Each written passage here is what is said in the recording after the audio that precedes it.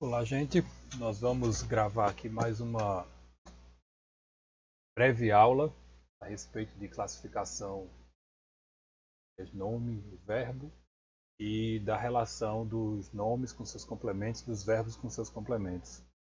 E eu preparei esse textozinho, esse roteiro, esse esquema que tem aí já projetado na tela para nós podermos orientar aqui a nossa conversa e ser mais produtivo, tá? Então eu vou lendo e comentando e vocês vão entender bem direitinho o que a gente vai fazer na aula de hoje. O que eu vou fazer com vocês agora é o que eu espero que vocês consigam fazer e é uma coisa completamente possível e eu vou demonstrar agora a partir das aulas que nós estamos tendo. Tá? Eu quero que vocês sejam capazes de olhar para um texto, desconsiderar o que não está procurando e considerar um elemento que você está procurando. A isso nós vamos chamar aqui de análise. Vai fazer análise de um solo, vai fazer análise de uma solução, de uma mistura de substâncias, enfim. E analisar seria separar, tá? Identificar uma coisa que é diferente da outra, digamos assim. Para nós aqui, análise é isso. E análise para nós também é assim, é perceber a relação de uma coisa com outra. O que se relaciona com o que? Isso seria análise, tá? Para nós também análise seria assim, eu tenho um conceito e eu relaciono esse conceito com alguma coisa. Pronto, isso também seria uma espécie, digamos assim, de análise. Então, esse tipo de exercício é o que nós vamos fazer. Tá? Então, vamos lendo aqui o nosso materialzinho, olha. Leitura comentada para revisão gramatical. Tudo isso vocês já estudaram, vocês já viram. Agora, talvez tenham visto com frases artificiais, frases criadas para servir de exemplo. O que nós vamos ver aqui é uma revisão no texto. Tá?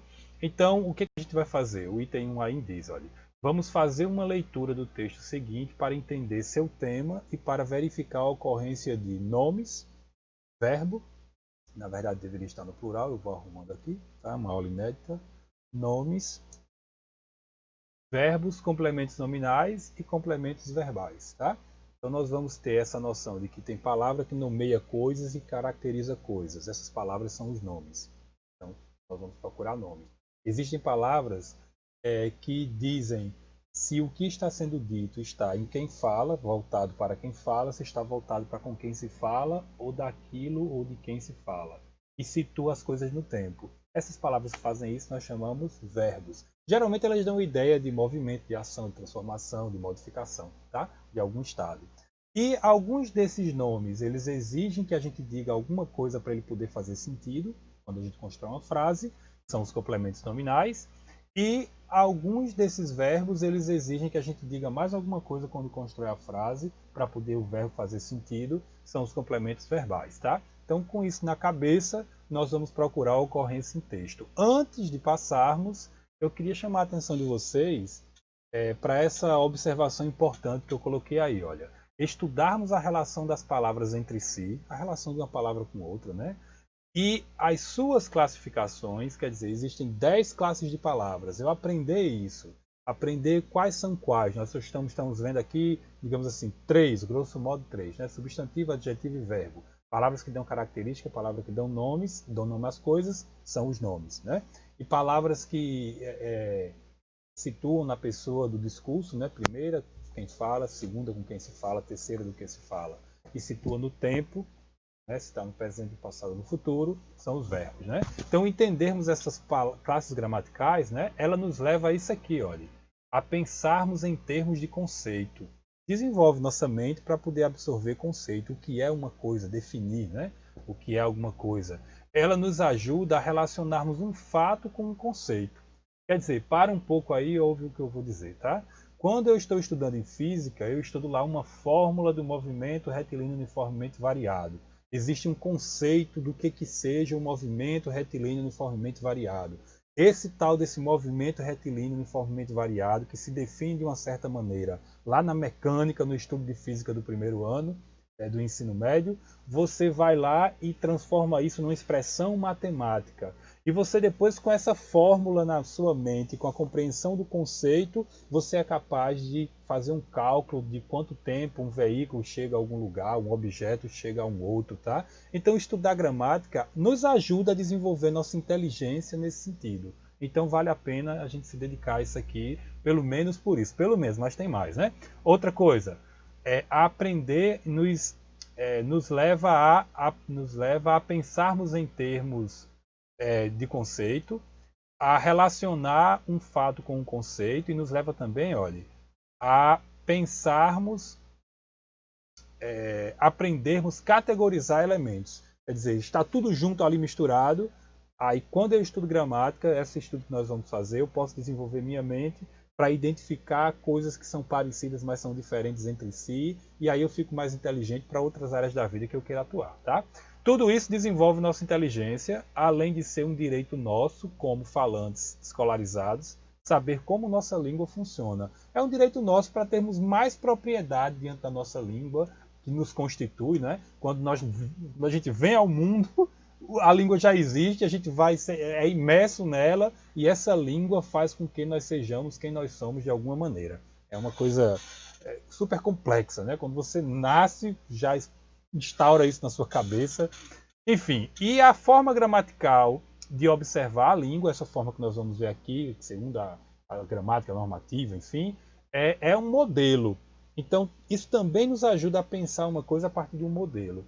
Quer dizer, eu aprendo a organizar meu pensamento a partir, digamos assim, de pressupostos, de orientações que são dadas antes. Aí depois que eu aprendo isso, eu posso brincar ou eu posso perceber quando não está sendo respeitado o modelo. Aí eu fico até mais livre quando eu entendo o modelo, né? O ruim é estar sob o modelo e sem saber como ele funciona. Então a nossa tarefinha, esses breves minutos que estaremos aqui, são as seguintes, olha. Identificar 4 casos de substantivos ao ler o texto seguinte, 4 casos de adjetivo, 4 casos de verbos, 4 casos de complementos nominais e 4 casos de complementos verbais. Tudo tranquilo?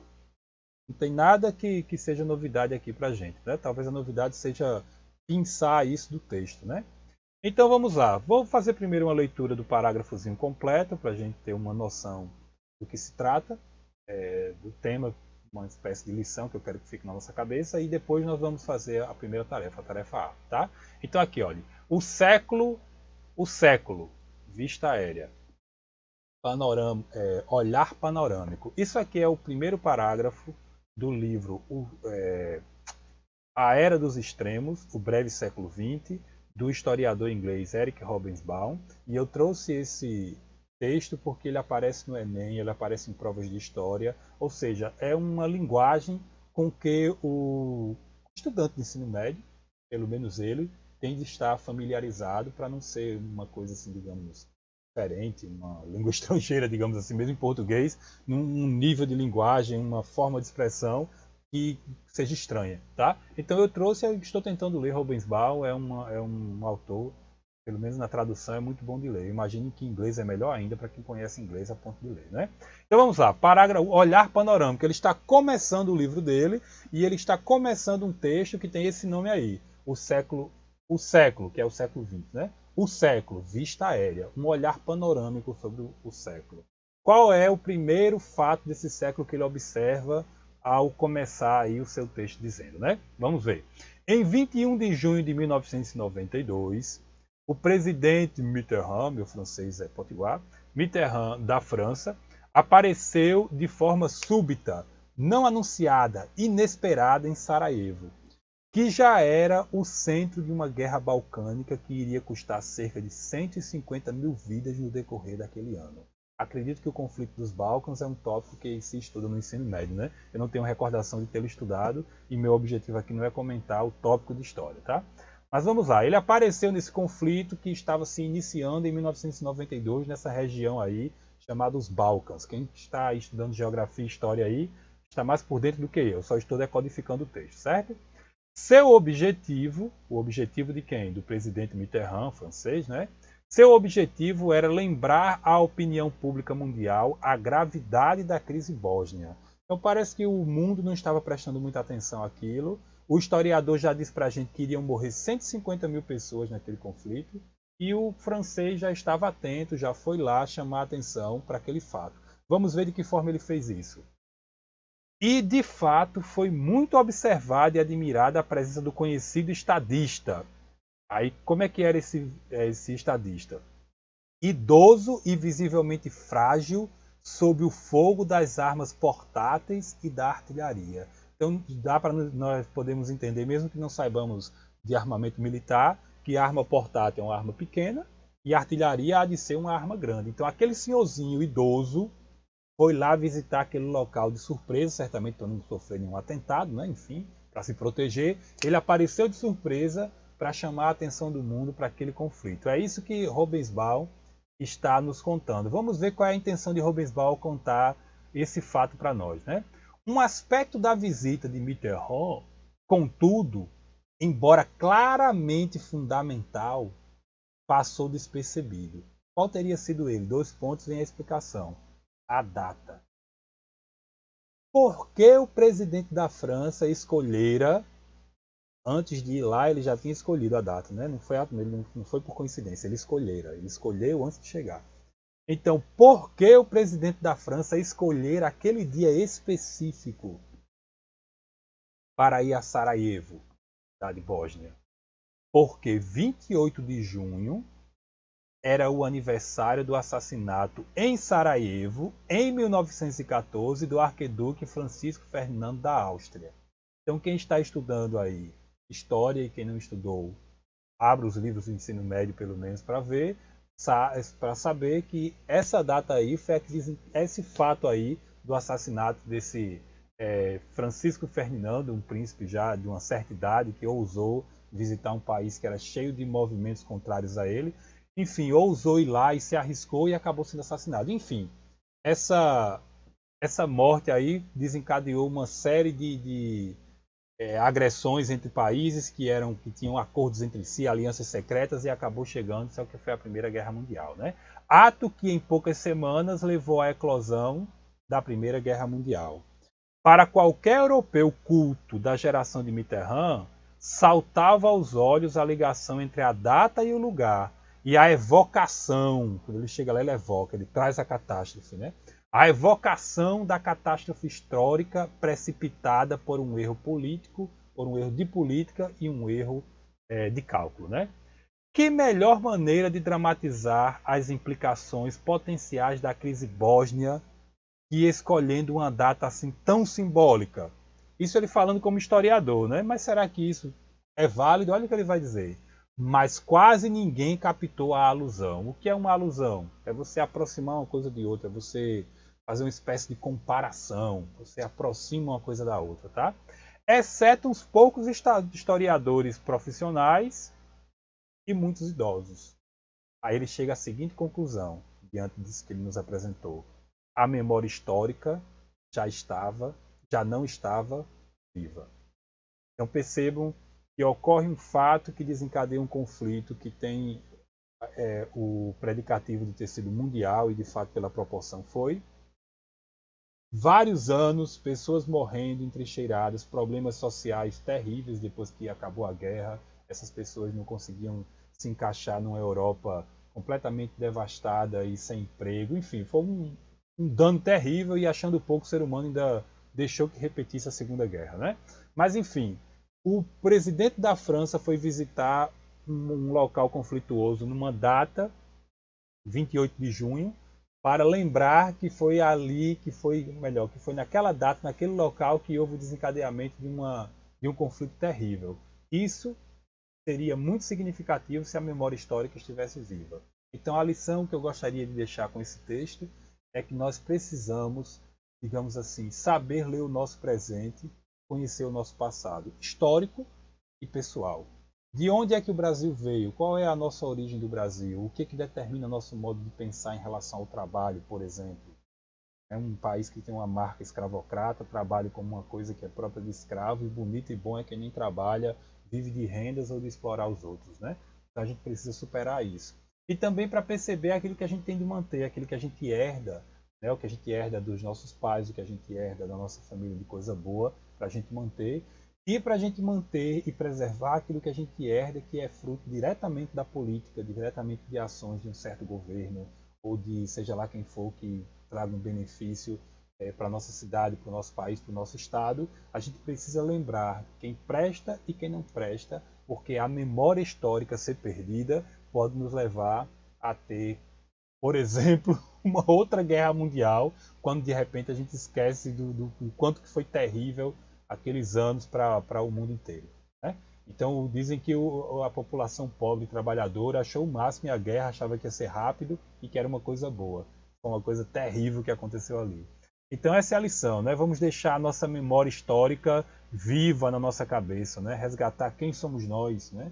Qual é a nossa história, filho de quem somos, ou para preservar o que herdamos ou para romper com aquilo que herdamos, né? O que herdamos de um certo momento histórico? O que é essa herança? É uma herança bendita, a gente vai querer, ou é maldita para jogar fora? Então é muito importante isso, e essa narrativazinha aqui que encaminha para essa conclusão nos mostra isso, né? A importância. Então, como perdeu-se a memória histórica, acabou-se tendo a Segunda Guerra Mundial, né? Tanta gente morrendo, entraram na onda lá de conflito, de guerra, enfim. Então, olha, o que eu quero que a gente consiga fazer é assim, o professor orientou e pediu aqui a prova, porque esse tópico eu não falei no começo, mas falo agora, eu tenho dito para vocês, esse tópico de estudo gramatical, ele acompanha a vida da gente para sempre, e isso aqui é uma introdução para muitas vezes o que realmente o concurso cobra, uma prova cobra, mas às vezes cobra simplesmente isso, entendeu? Coloca assim, olha, o primeiro período, quer dizer, eu tenho aqui é um parágrafo nessa unidade textual, desse primeiro espaço em branco até esse final aqui. Isso é um parágrafo, tá? Deixa eu pegar minhas canetinhas aqui para desenhar. Começar a desenhar de vermelho. Desse espaço em branco aqui até esse final, quando começa um outro espaço em branco, eu tenho uma unidade textual chamada parágrafo. E esse aqui nos apresentou essa visita histórica aí do presidente francês, tá? A região Bósnia, lá de Sarajevo. Então, o que acontece? Num concurso, eles podem simplesmente perguntar para vocês, assim, dado um trecho, essa primeira parte aqui que se encerra por um ponto, isso aqui é o período 1, tá? O período inicial do texto, a primeira parte do texto aqui. É o trecho do texto que se encerra por um ponto. Então, veja, ele pode simplesmente perguntar quantos verbos tem, quantos substantivos tem, ou com o que vocês vão estudar mais à frente, né? Se não comigo, com outra pessoa. Quantas orações tem, é só você contar os verbos e saber ali que cada verbo representa uma oração. Então, às vezes, para você passar numa prova, uma questão dessa determina, entendeu? Tem 100 mil candidatos, 10 mil candidatos, dependendo da prova, e aí você acerta uma questão simples dessa e está dentro. Erra uma questão simples dessa, está fora, e aí vai vir a tristeza, né? Então aqui é muito simples. A questão é: identifique 4 casos de... Eu já estou em adjetivo? Vamos ver? Vamos voltar para lá? Me empolguei com vocês. É aqui. Então, 4 casos de substantivos. Então, quando eu encontrar casos de substantivos, eu terminei a letra A. É muito simples. E o que é substantivo? O nome das coisas. Ponto. Tá? É a definição simples, simples, simples. Com esse conceito na cabeça, em 28 de junho de 92, ora, junho é o nome de um mês. Logo está aqui o primeiro substantivo. Foi. Certo? E em, não é nome de nada, não estou estudando em, é uma preposição, eu estou procurando o nome das coisas. O presidente Mitterrand, pronto, está aqui. Presidente, o que é presidente? Presidente é o nome de um cargo, né? Dependendo do país, desempenha uma função, desempenha outra. Cada país tem uma maneira diferente, né? Tem país que tem um primeiro-ministro, que tem uma rainha, um rei. Tem país que o presidente faz as funções de representante de Estado, representante de governo, mas é o nome de um cargo. Pronto. Mitterrand, pronto, é o nome de uma pessoa. Na ocasião era presidente da França, né? Já tenho 3. Percebem? Da França, acabou. Pronto, França. O que é França? É o nome de um país. É o nome próprio de um país. Aqui é o nome próprio de uma pessoa. Fechou. Fechou a letra A tranquilamente. Ok? Nomes de coisas. Vamos para a letra B. 4 casos de adjetivos. O que é um adjetivo? É uma palavra que caracteriza um substantivo, que caracteriza alguma coisa. Essa alguma coisa tem um nome, o texto vai evocar o nome dessa coisa, e a característica dessa coisa dada por uma palavra, essa palavra a gente chama substantivo. Com esse conceito na cabeça, vamos procurar. Em 28 de junho de 1992, tem alguma característica aí? Não vejo. O presidente Mitterrand, também não vejo característica. Da França, também não vejo. Apareceu de forma súbita. Aqui eu já poderia dizer que forma é o nome de alguma coisa, certo?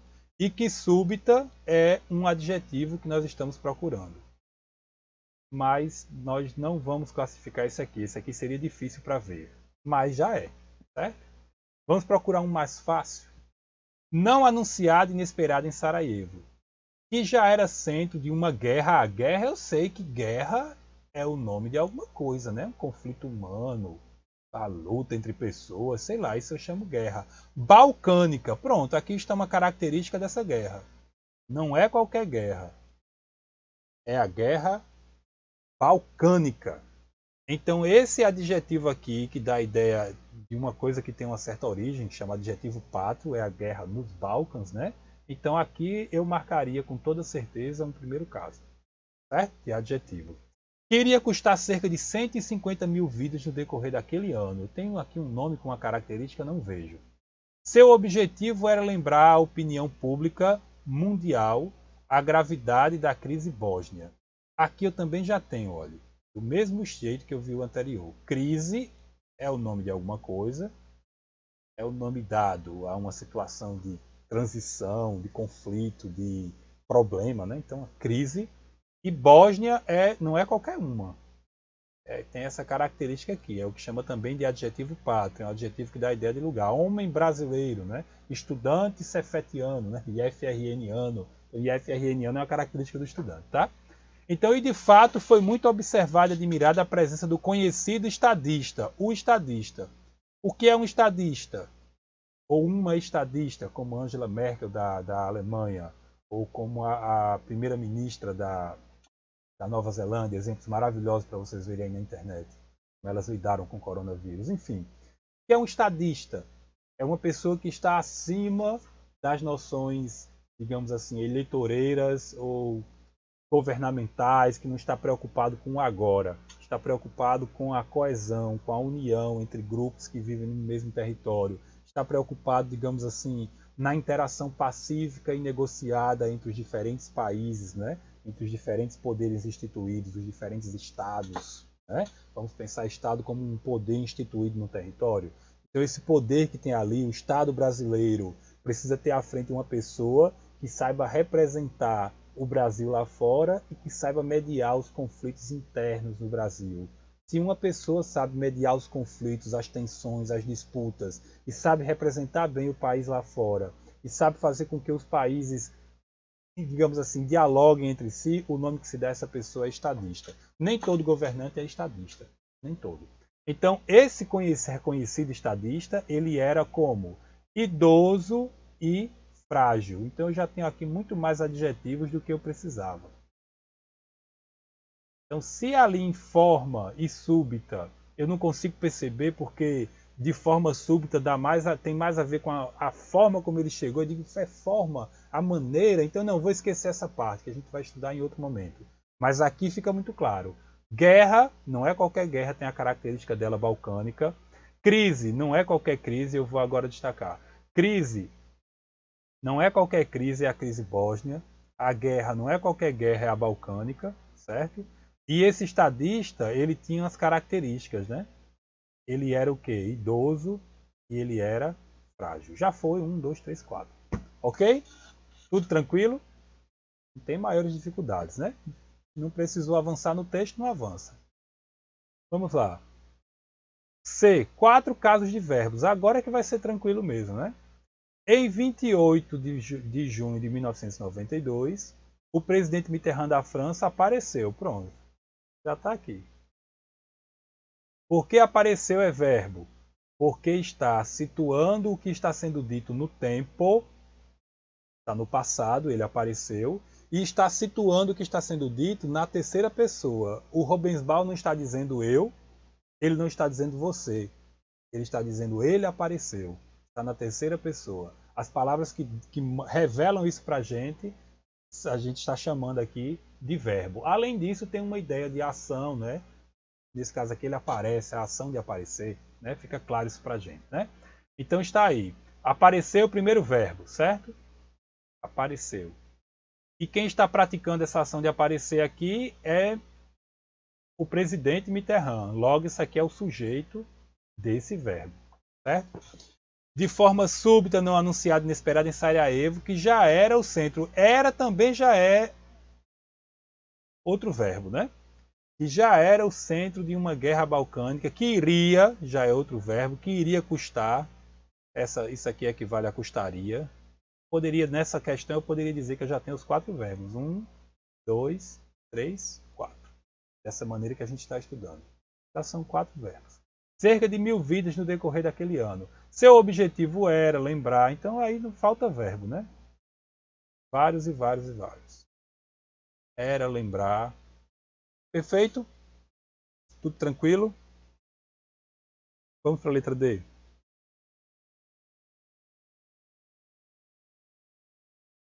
Vamos lá. 4 casos de complemento nominal. Então eu vou procurar aqui um nome que obrigatoriamente ele precise ter alguma coisa para completar o sentido dele. E essa coisa vai estar ali para eu marcar como complemento nominal. Esse é o exercício, um exercício simples, mas que se eu consigo fazer, eu estou demonstrando que eu sei categorizar, relacionar um conceito com um fato, eu consigo analisar as coisas, tá? Então vamos lá. Século, vista aérea, olhar panorâmico. Até aqui eu já tinha, né? Vista aérea, o adjetivo, né? O século, o substantivo, né? O nome, o século é um substantivo que chama coletivo, porque ele dá a ideia de uma coletividade. São 100 anos, né? Então, século. Olhar panorâmico, então não é qualquer olhar, é um olhar de cima, né? Um olhar panorâmico que vê os pontos ali que se destacam, tá? Então, em 28 de junho de 92, não vejo nada aqui que exija um complemento obrigatório, né? Poderia ser simplesmente assim, em 28 de junho, o presidente, a frase faz sentido. Está incompleto? Tá. Precisaria de alguma coisa mais? Teria, mas você já consegue entender a data em que foi. Vai ser diferente do que vai ocorrer aqui quando aparecer o complemento nominal, certo? Em 28 de junho de 92, o presidente Mitterrand, da França, apareceu de forma súbita, não anunciada e inesperada em Sarajevo. Para esse modelo que nós estamos pensando, você poderia simplesmente dizer assim: o presidente Mitterrand apareceu. Ponto. A frase está completa. É um modelo. No texto isso não funciona. Você ia perguntar assim: onde é que ele apareceu? Né? Mas para esse modelo que nós estamos estudando, esse complemento do lugar em que ele apareceu, ele não é obrigatório. Tá? Mas isso é só um modelo. Então vamos lá. Com só uma observação, não encontrei ainda nenhum complemento nominal aqui. Que iria custar cerca de 150 mil vidas no decorrer daquele ano. Você poderia dizer que iria custar 150 mil vidas, ponto. Não precisaria completar isso para o modelo de frase que nós estamos pensando. Mas no texto, se você não disser quando foi, como seria, fica o texto, digamos assim, pobre de informação. Né? Precisa ter a informação que para a gramática seria acessória. Seu objetivo era lembrar a opinião pública mundial a gravidade da crise bósnia. Pronto, aqui a gente tem de parar. Se eu disser assim, rapaz, a gravidade, logo fica assim a pergunta, gravidade do quê? Estou gravando aula. Gravidade do quê? Né? Então aqui eu pararia para dizer, isso aqui é um nome, né? A gravidade de algo, né? O quanto que uma coisa é grave, isso é um nome de alguma coisa, né? É um nome que a gente chama de nome abstrato, né? Porque ele é um nome que precisa de alguma coisa para ele poder existir. Alguma coisa tem que ser grave, tá? Então esse da crise bósnia aqui, ele justamente completa o sentido da gravidade. Professor, esse era difícil, eu não ia perceber. Bem, estamos pedindo 4, tem um parágrafo imenso. Se esse aí não aparecesse para você, poderia aparecer outro, tá?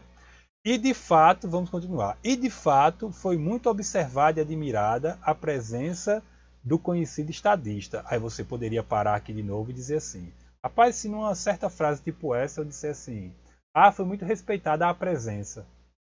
Olha o artigozinho aí mostrando que é um substantivo. A gravidade, a presença. Quando tem um artigo, é substantivo que vem depois, né? Então, a gravidade, a presença.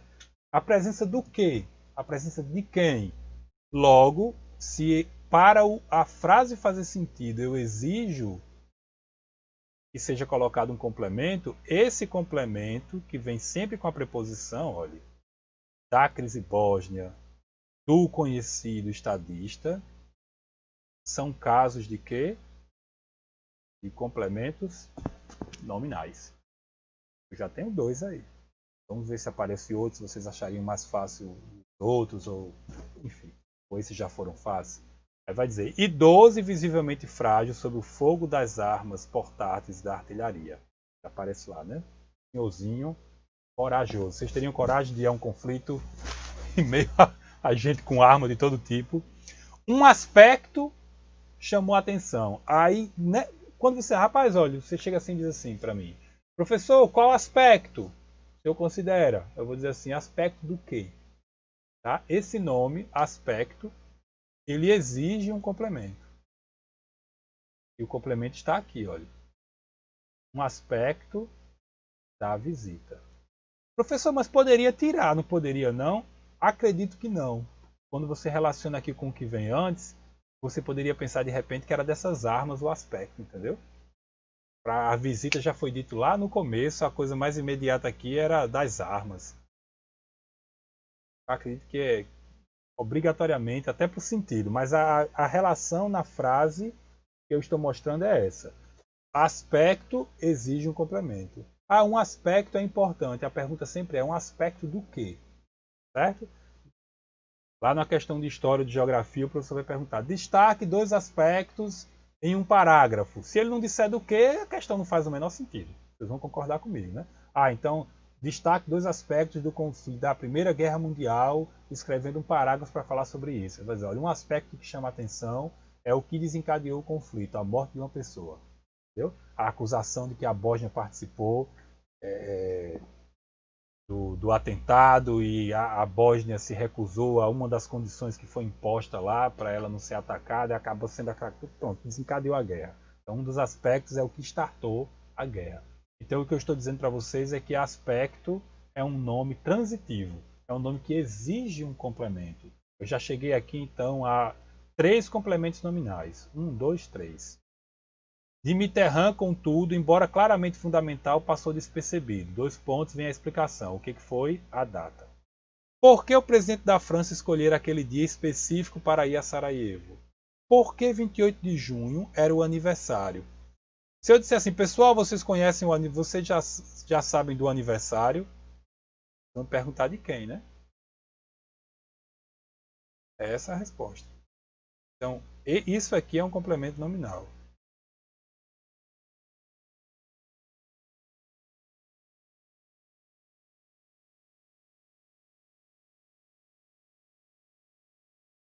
Em Sarajevo, em 1914, do arquiduque Ferdinando Fulano de Tal. Ato que, em poucas semanas, levou à eclosão da Primeira Guerra Mundial. Para qualquer europeu culto da geração de Mitterrand, saltava aos olhos a ligação. Aí mais uma vez, olha.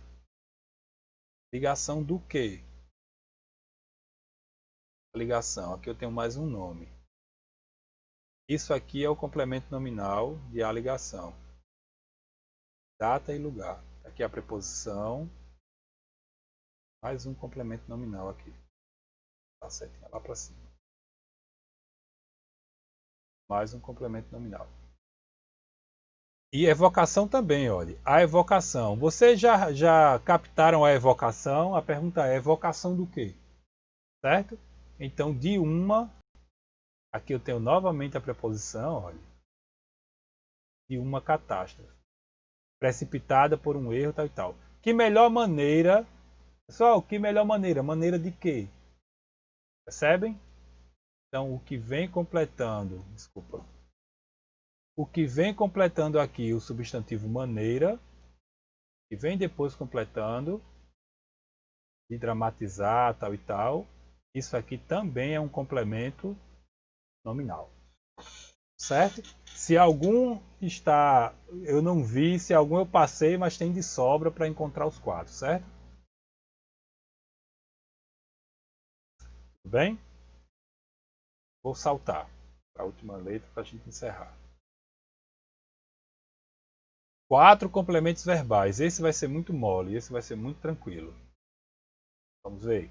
Vou procurar um verbo que exija um complemento. Esse verbo que exige complemento a gente chama de transitivo. Quando um verbo é usado com um complemento ali obrigatório numa certa frase. E quando ele tem um complemento com uma preposição, de, para, contra, sobre, aí nós dizemos que é indireto o complemento. Esse complemento é um objeto do verbo. Esse objeto, quando tem preposição, ele é indireto. Certo? Então, olha, em 28 de junho de 1992, o presidente Mitterrand da França apareceu de forma súbita não anunciada e inesperada em Sarajevo, que já era o centro de uma guerra balcânica que iria custar cerca de 150 mil vidas no decorrer daquele ano. Então, 4 complementos verbais. Olha, custar. Custar o quê? 150 mil vidas. Então, esses 150 mil, cerca de 150 mil vidas, é o complemento verbal de custar. Logo, eu tenho aí um objeto direto, porque não tem aqui uma preposição. Cerca de 150 mil vidas. Certo? Iria custar uma pessoa, ia custar R$1, ia custar 10 mil, não tem preposição. Tá? Ok? Vamos continuar. Seu objetivo era lembrar. Isso aqui é um verbo que eu quero mostrar para vocês como é que a coisa funciona.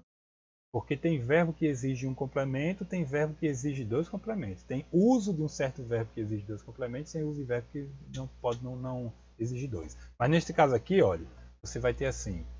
Eu vou até pintar de vermelho. Aqui eu tenho o a mais o a artigo mais o a preposição.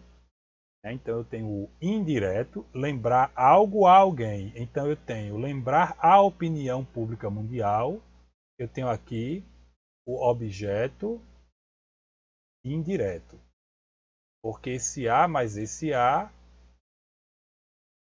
estão fundidos, mas aí eu tenho uma preposição, a preposição a. Quem lembra, lembra algo a alguém. Eu vou lembrar ao professor o dia da entrega do trabalho. Então, esse a é a preposição, que lembra algo a alguém. Eu vou lembrar o dia da entrega do trabalho ao professor. Então, eu lembrar a opinião pública mundial a gravidade da crise Bósnia. Então, esse a, sem o acento grave aqui, ele é só o artigo. Então, aqui eu tenho o objeto indireto e aqui eu tenho o objeto direto. Essa é uma lição que a gente leva para o resto da vida estudantil. Toda vez que a gente vai estudar para uma prova, para um concurso, a gente precisa relembrar disso. Tá? Mas é importante entender. Entender não é uma coisa difícil. Eu estou mostrando aqui para você e eu quero que você exercite. E o que eu quero é que você consiga pegar um texto como esse e identificar casos. É isso que eu quero. Pronto, demonstrou que entendeu, para mim está bom. Estou satisfeito com essa aula. Então aqui eu já tenho os 3, né? Olha, falta só mais um. Custar cerca de 150 mil vidas é um objeto direto. Não tem a preposição, é um objeto direto.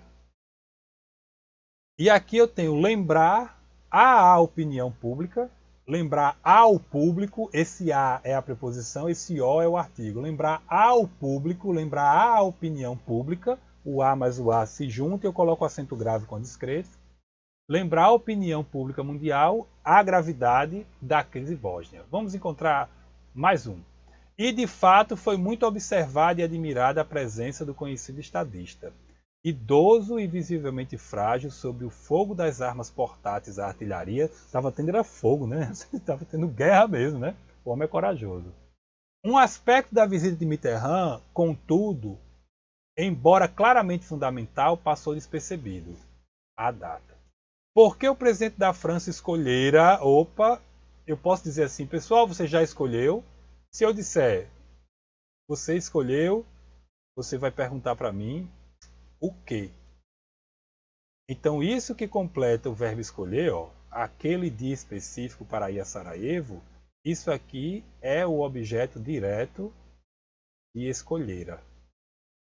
Escolher é a forma culta de dizer assim, ele tinha escolhido, né? É uma coisa que acontece num passado anterior a um passado. Então, antes de ir, ele já tinha escolhido a data. Foi programado, não foi por acaso. É isso que o texto está nos dizendo, tá? Eu vou procurar mais um aqui, porque talvez isso não tenha ficado muito claro ainda para todo mundo. Só mais um pouquinho. Por que 28 de junho era o aniversário do assassinato em Sarajevo, em 1914, do arquiduque Francisco Ferdinando da Áustria-Hungria? Ato que em poucas semanas levou. O que leva a alguma coisa, né? Levou à eclosão da Primeira Guerra Mundial. Então aqui eu tenho o artigo mais a preposição, eu tenho um objeto indireto. Ok? Aqui eu tenho mais um caso de objeto. Tá certo assim.